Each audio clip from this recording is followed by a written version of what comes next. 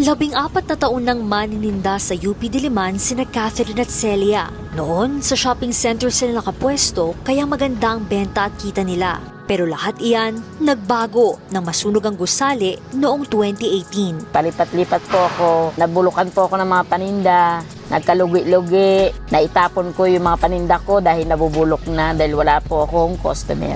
Ngayon, nababaon tayo sa utang, hindi tayo nakakabaya dahil nasa gawa ng pagtitinda natin, hindi maayos, tsaka talagang palipat-lipat. Nais sana na magkapatid na makabalik sa dating pwesto sa shopping center, pero mukhang mahihirapan sila dahil ipapalit dito ang Dilimall, isang pribadong shopping mall sa loob ng universidad.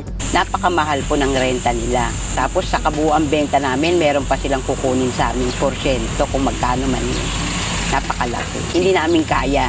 Kaya ang gusto lang namin sana mangyari, doon lang po kami uli sa labas na dati namin pwesto, kung po pwede. Batay sa inisyal na floor plan para sa Dilimall, malaking bahagi nito ay uukupahan ng malalaking negosyo at popular na mga brand. Noong mga nakaraang taon na una nang itayo sa mga lupang sakop ng universidad ang mga establishment tulad ng UP Ayala Land Techno Hub, UP Town Center at Youth Food Hub. Sa pagbubukas ng Dilimall, pangamba ng grupong UP Not For Sale Network ang pagpapalayas sa maliliit na manininda, gayon din ang pagmahal ng bilihin sa UP.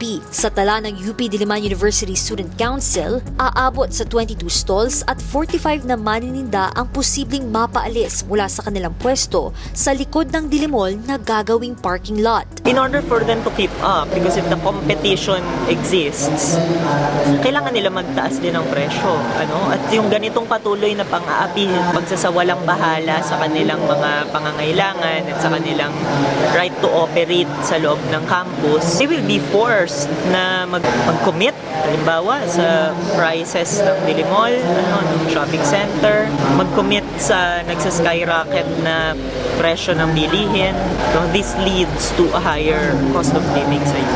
Para sa maliliit na manininda, mahalagang ipaglaban nila ang kanilang pwesto sa loob ng pamantasan dahil buhay na nakataya kapag mawalan sila ng kabuhayan.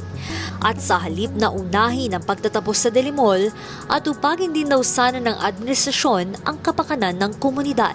Hindi po talaga kami susuko, ma'am, kasi talaga ito na po yung nakagisna namin na naipalaki namin sa aming mga anak, sa mga apo. Dito po namin nakuha yung pagpapatapos namin sa mga anak-anak namin, mga pamangkin namin. Mas mahalaga pa nun, patuloy na pagbuhay sa aming mga magulang dahil buhay pa sila hanggang sa ngayon.